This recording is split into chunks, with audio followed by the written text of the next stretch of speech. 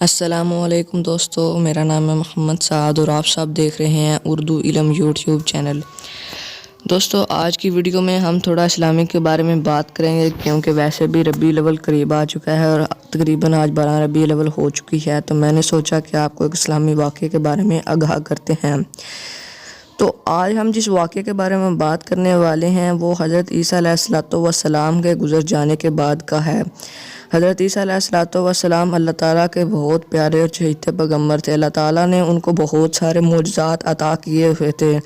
ان معجزات میں یہ بھی شامل تھا کہ وہ مردے انسان کو بھی زندہ کر دیتے تھے۔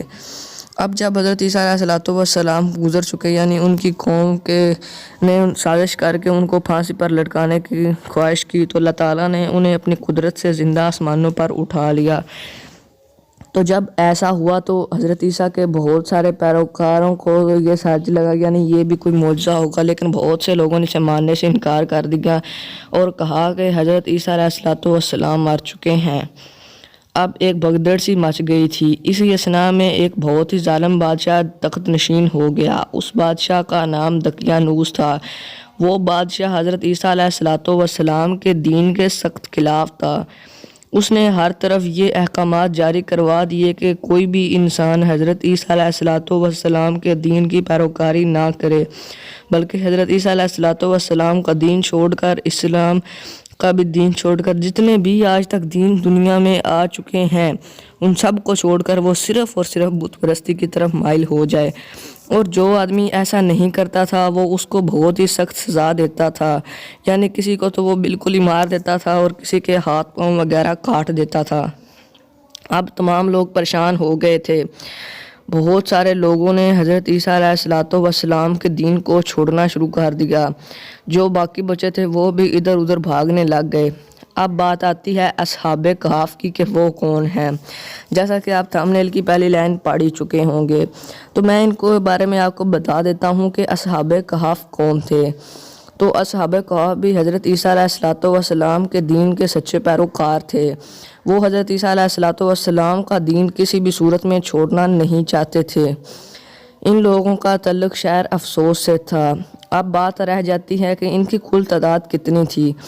تو ان کی کل تعداد کا اللہ تعالیٰ نے قرآن پاک میں واضح طور پر نہیں بتایا ہوا، لیکن حضرت عباس رضی اللہ تعالیٰ عنہ ہے جو کہ آپ صلی اللہ علیہ وآلہ وسلم کے صحابی اور ساتھ ہی ساتھ چچا بھی تھے، وہ کہتے ہیں کہ میں ان چند صحابہ جات میں سے ہوں جن کو ان اصحاب کہف کی مکمل تعداد کے بارے میں پتہ ہے۔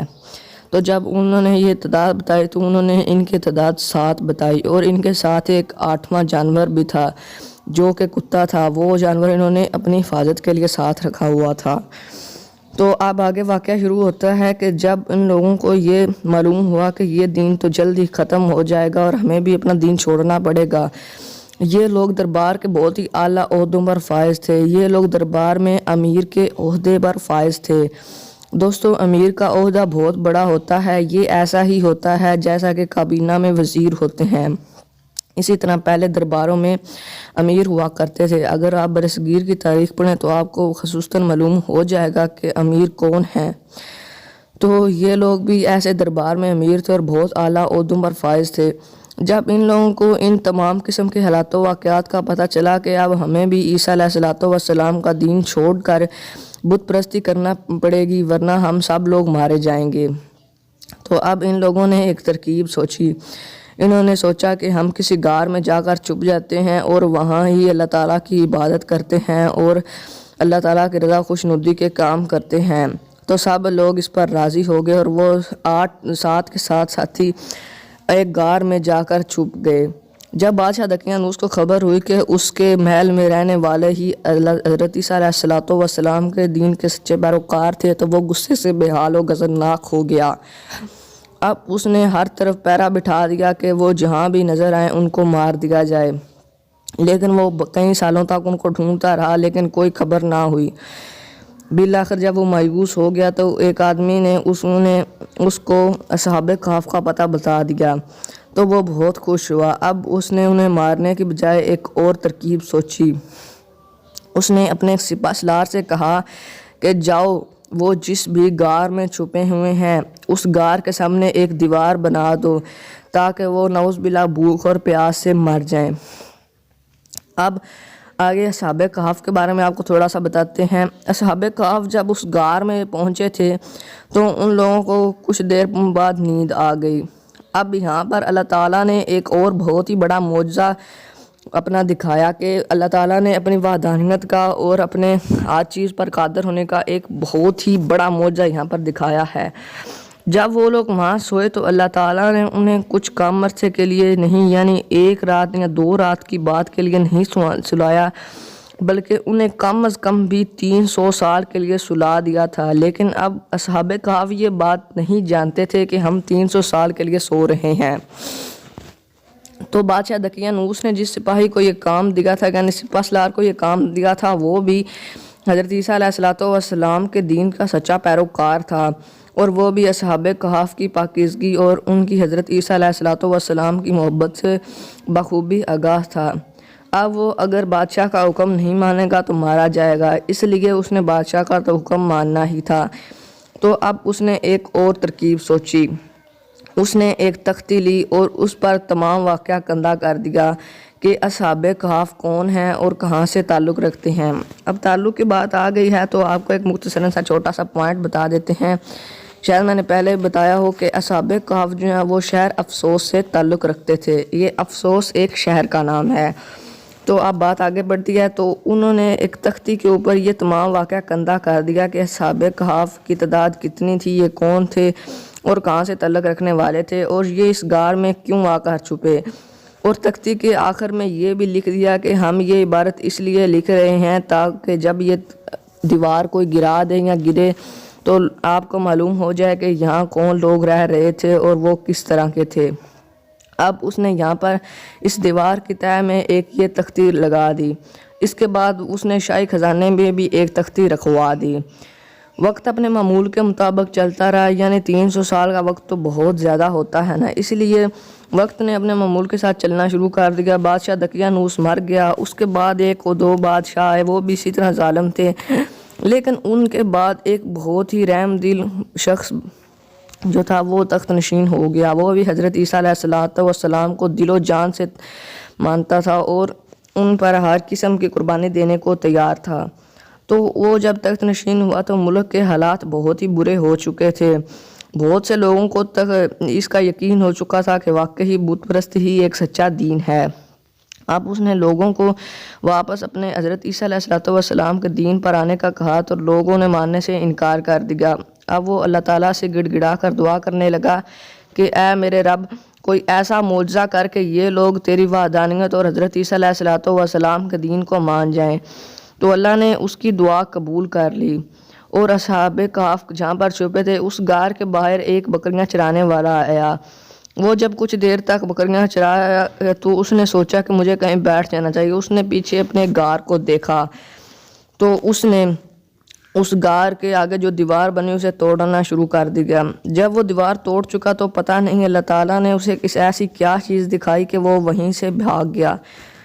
تو جب اس کے کچھ دیر بعد اصحاب کہف کو بھی دوبارہ واپس اپنی دنیا میں آ گئے، یعنی نیند سے بیدار ہو گئے۔ اب ان لوگوں کو نہیں پتہ تھا کہ وہ 300 سال کے بعد سو کر اٹھے ہیں، لہٰذا ان کو ایسا ہی لگا جیسا کہ ہم 1-2 گھنٹہ سو کر اٹھے ہیں۔ تو وہ معمول کے مطابق ایک دوسرے سے مصافحہ کیا اور اس کے بعد نماز بھی ادا کر لی۔ اب ان لوگوں کو بہت بھوک محسوس ہونے لگی تو انہوں نے اپنے ایک ساتھی یملیکا سے کہا کہ جاؤ بازار میں جاؤ اور محتاط رہنا کہ بادشاہ دقیانوس ہمارے بارے میں کیا چال چل رہا ہے۔ تو جب یملیکا بازار پہنچے تو انہوں نے ایک نان بھائی کی دکان پر آ کر روٹیاں کا کہا۔ جب وہ روٹیاں انہیں دے چکا تو انہوں نے وہی سکہ آگے بڑھایا جو کہ 300 سال پرانا تھا اور بادشاہ دقیانوس کے زمانے میں عام ہوا کرتا تھا۔ نان بھائی اس پر بہت حیران ہوا۔ نان بھائی نے پاس ہی کھڑے سپاہیوں کو بھی کہا کہ یہاں کوئی آدمی ہے کہ جس کو ایک بہت ہی پرانا خزانہ ملا ہے۔ تو اب سپاہی بھی آ گئے اور انہوں نے یملیکا سے پوچھا کہ اے آدمی، یہ بتا دو کہ تمہیں یہ خزانہ کہاں سے ملا ہے اور یہ سکہ کہاں سے تم نے لیا۔ تو اس پر یملیکا نے بڑی حیرت سے کہا کہ یہ سکہ تو میرا اپنا ہے اور مجھے کوئی خزانہ نہیں ملا۔ لیکن انہوں نے کہا کہ یہ سکہ تو 300 سال پرانا ہے اور تمہاری عمر جوان لگتی ہے، اس لیے سچ سچ بتا دو کہ پورا ماجرا کیا ہے تاکہ معاملہ آرام سے نبٹ جائے۔ تو اس پر یہ ملکہ کی حیرت کی انتہا نہ رہی۔ تو انہوں نے پوچھا کہ کیا یہ آج کا زمانہ بادشاہ دقیانوس کا نہیں ہے؟ تو وہ لوگ بولے آج کے زمانے میں بادشاہ دقیانوس جیسا کوئی بھی آدمی اس روئے زمین پر واقع نہیں ہے۔ ہاں، سینکڑوں سال پہلے ایسا ایک بادشاہ ہوا کرتا تھا۔ تو اب یہ ملکہ کی حیرت کی کوئی انتہا نہ رہی۔ تو اس نے بتایا کہ ہم نے کل ہی تو اس بادشاہ سے چھپ کر ایک غار میں پناہ لی۔ تو اب لوگ بھی حیران رہ گئے۔ تو یہ ملکہ نے لوگوں کو اپنے ساتھ لے کر اس غار کی طرف روانہ ہو گیا۔ جب وہ غار کے قریب پہنچا تو لوگوں کا شور گل سن کر باقی ساتھی سمجھے کہ یقیناً بادشاہ دقیانوس نے یہ ملکہ کو پکڑ لیا ہے اور اب وہ ہمیں بھی لینے آ رہا ہے۔ تو وہ لوگ ذکر الہی میں مشغول ہو گئے۔ جب لوگ وہاں پہنچے تو انہوں نے وہ تختی دیکھی تو وہ واقعی یقین کرنے لگ گئے کہ حضرت عیسیٰ کا دین سچا ہے۔ تو اس کی خبر بادشاہ بطروس کو بھی دے دی گئی۔ بادشاہ بطروس فوراً وہاں موقع پر پہنچ گیا۔ جب بادشاہ بطروس نے اصحاب کہف کو دیکھا تو وہ بہت ہی زیادہ خوش ہوا اور سجدہ ریز ہو گیا اور اللہ تعالیٰ کا شکر ادا کرنے لگ پڑا کہ یا اللہ تیرا بہت شکر ہے کہ تو نے ایک ایسی نشانی دکھائی جس سے یہ لوگ واپس دین کی طرف پلٹ گئے۔ اب اصحاب کہف کا وقت پورا ہو چکا تھا تو انہوں نے واپس غار میں جا کر پناہ لی۔ جب وہ غار میں واپس جا کر بیٹھے ان کو نیند آ گئی، اللہ تعالیٰ نے ان کو اسی حالت میں موت عطا کر دی۔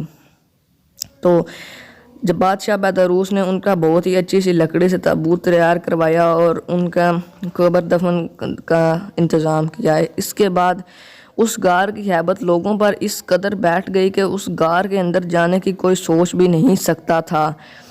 اب بادشاہ نے کیا کیا کہ جب اس نے دیکھا کہ یہاں پر تو بندہ کوئی اندر جانے کی ہمت ہی نہیں کر رہا تو اس نے اس غار کے سامنے ایک مسجد تعمیر کروا دی۔ اب مسجد تعمیر کروانے کے بعد اس نے ایک ایسا دن مقرر کیا کہ جب شہر کے تمام لوگ یہاں پر آئیں گے اس مسجد میں اور اس غار کی اس طرح زیارت کریں گے کہ جیسے عید کے دن ہوتا ہے اور عید کی نماز ادا کی جاتی ہے۔ تو اس واقعے سے ہمیں یہ سبق ملتا ہے کہ ہمارے حالات جیسے بھی ہو جائیں ہمیں کسی بھی صورت میں اللہ تعالیٰ اور اس کے رسول کو فراموش نہیں کرنا چاہیے۔ تو آج کل جو ایک اور ہماری وبا بھی پھیلی ہوئی ہے جو کہ کرونا وائرس ہے، تو اللہ تعالیٰ آپ سب کو اس سے محفوظ رکھے۔ اور اگر یہ ویڈیو اچھی لگی ہے تو ویڈیو کو لائک اور شیئر ضرور کیجیے گا اور چینل کو بھی سبسکرائب کر دیجیے گا۔ اللہ حافظ۔